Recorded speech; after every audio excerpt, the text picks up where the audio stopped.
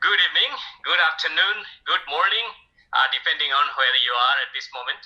So it is a great opportunity for me to talk to you all in this forum. This is a very high-powered forum, I can see, and thank you very much to the organizer to invite me here. So this evening, I am sharing with you something that none of us can avoid. That is radiation. So maybe that is like not everybody's field of expertise or research or interest, but this is a field actually nobody can escape from. So radiation is everywhere. We cannot escape from it. We cannot run away from radiation because our body inside some of the calcium and potassiums are we producing in our body, in our bones, and those are also radiation. So we cannot avoid them. But my main focus is the medical radiation. The medical radiation, I think in this forum, almost everyone have experienced with at least one X-ray in our lifetime. So, and our dear ones, or in the family, or even in the society, there are lots of cancer patients suffering from cancer. And then medical radiation are actually helping them, curing, saving their lives. But on the other hand, radiation itself has got a huge effect that is not actually a very positive effect. So if we don't know exactly how to protect ourselves, our patient, and the radiation worker from radiation, it can become a very dangerous thing for us.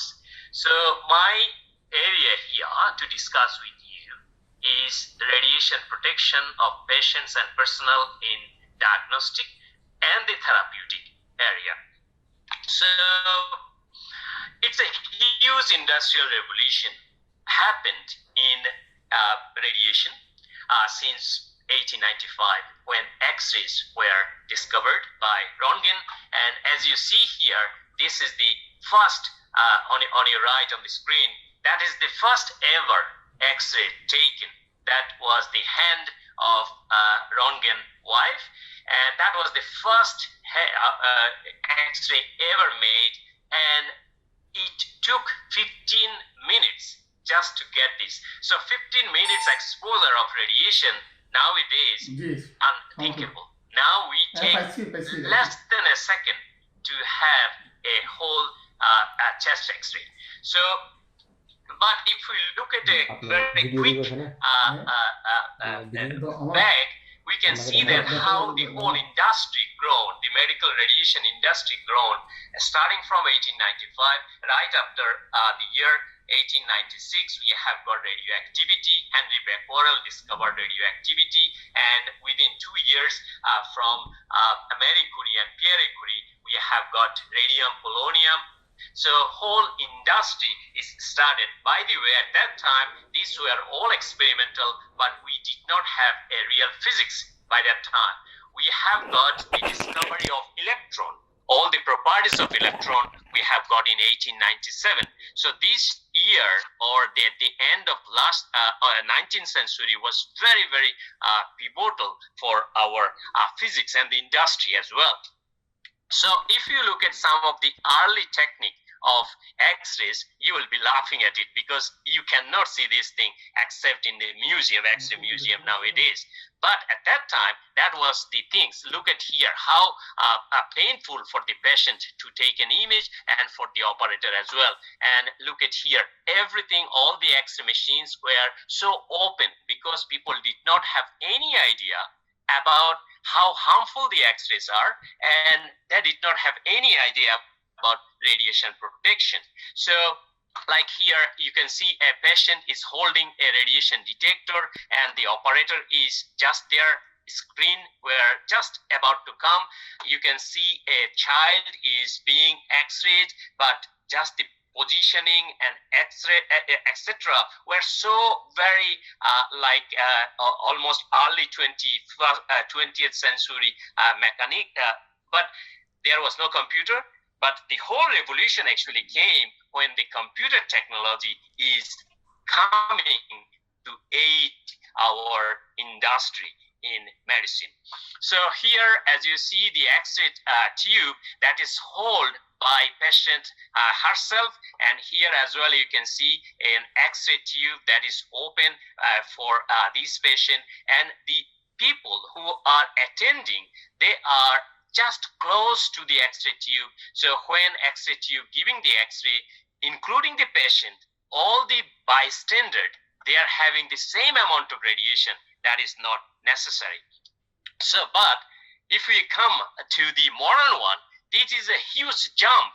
Nowadays, all the X-rays and everything, the whole medical industry are governed by the computer.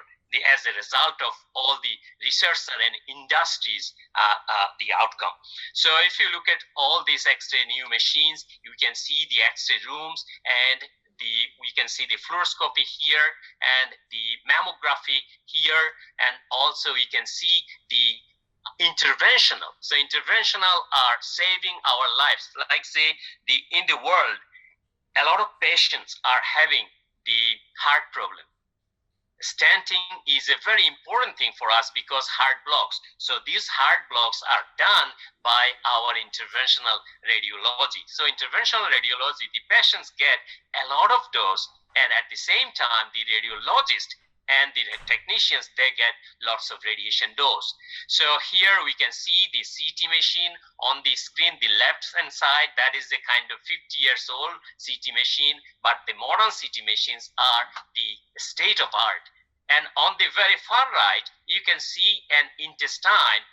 That is not a real intestine. It was not actually a cut of an intestine, but it is a three-dimensional, the computer-developed intestine. So this is a two-dimensional image taken by the CT, but our computer, the processor actually made. So this is the real work of our mathematicians and also our computer programmers who write all this code, but the real data came from the patient. So this is without cutting the patient, we can get the whole three-dimensional feeling of the body. So this is a huge effect we can get. We also have nuclear medicine. So we can see a huge gamma camera here, and these are, I'm not going to all details of it because it will take time, but with the gamma camera, using the nuclear medicine, we can see the brain function. Like we can now know why the patient's, the brain is not working properly, or sometimes when we have got, say, schizophrenic patient, what's happening in the brain. We can actually image their brain and then see the real-time functionality of the brain.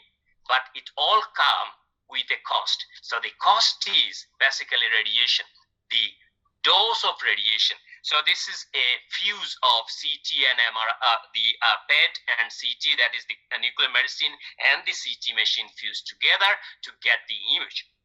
So that is the imaging. The other part, that is the therapy. This is, you see that more than 18 million new patients, new cancer cases coming every year. So even like say this is 2020, this year because of the COVID, a lot of patients could not go to the clinic to screen.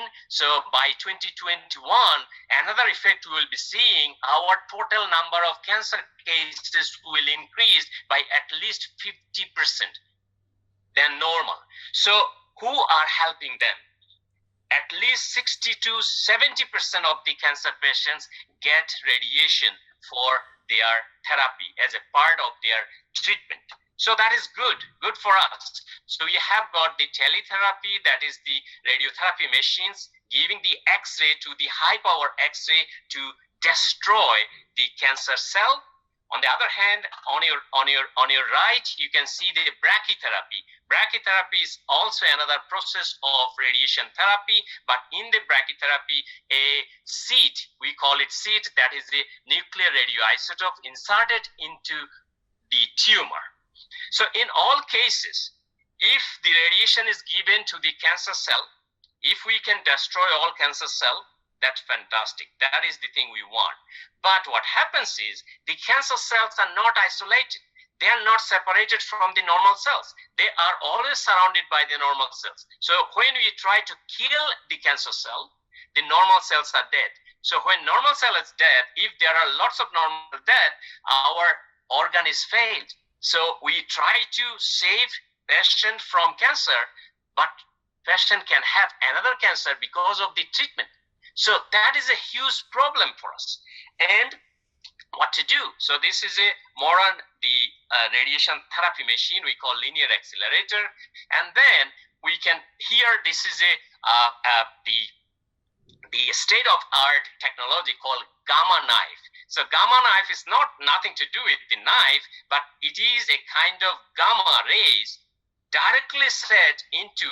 These are very good for the brain tumor operation. So if we have got a very small brain tumor less than 1 millimeter size, so radiation goes directly to there, one single dose, destroy the tumor. Fantastic. But the thing is, if the position of the patient is slightly changed somehow, if the position is not appropriate, it can destroy a normal cell.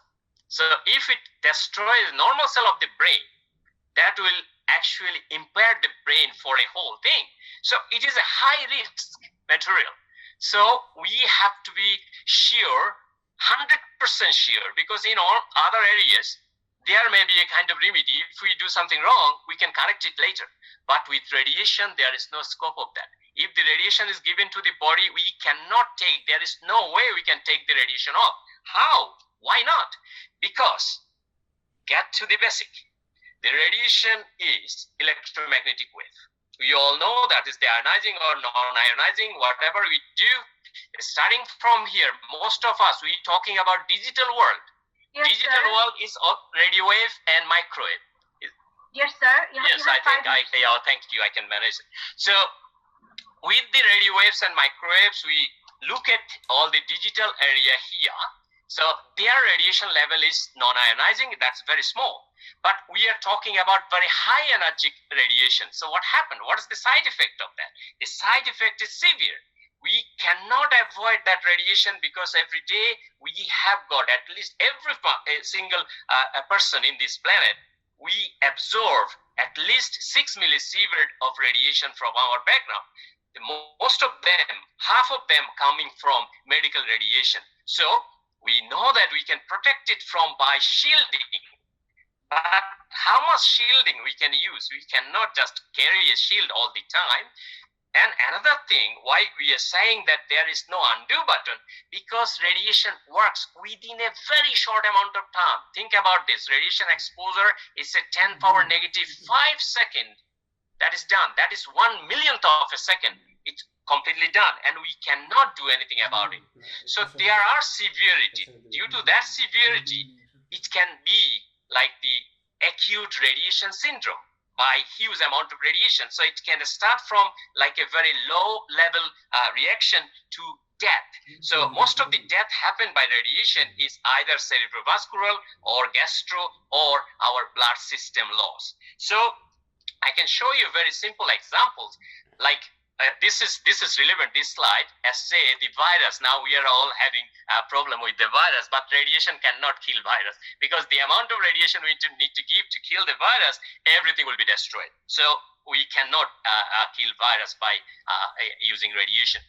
But we're talking about the radiation even for treatment. The CT is very popular. The CT number is going up every day, and now the CT, it is evident from the research that the CT dose can increase the cancer rate threefold, 300%. So what do you do? Shouldn't we do CT? But yes, we still do CT. Even the COVID patients, just to see their lungs problem, we need to do the CT, but it will increase the brain cancer. So what to do?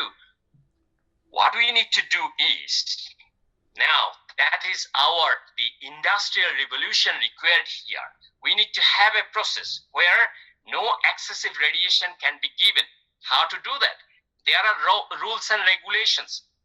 everywhere there are rules and regulations. These are the effect of radiation that we created, but there is no remedy of. I can show you that these hands, you can see, these are all gone like these because of excessive radiation. These are accidental radiation, but we can prevent, we could have been prevented that. And also look at these patients. These are two patients, and by the way, these two patients are actually Bangladeshi patients, and these are done, they went for some radiation therapy for some cancer, but they have got this because of this side effect.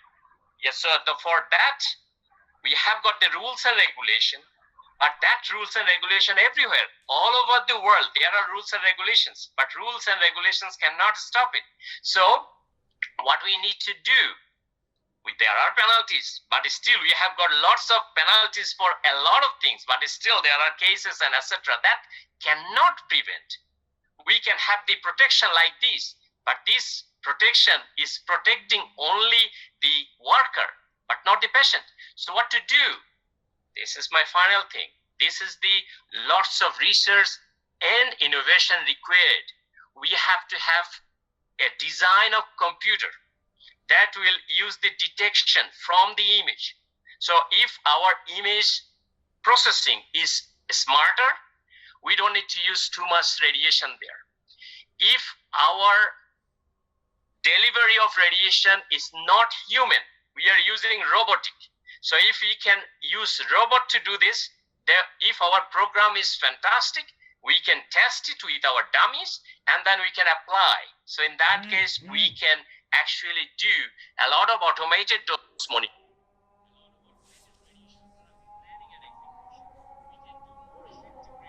Shielding that needed to be invented.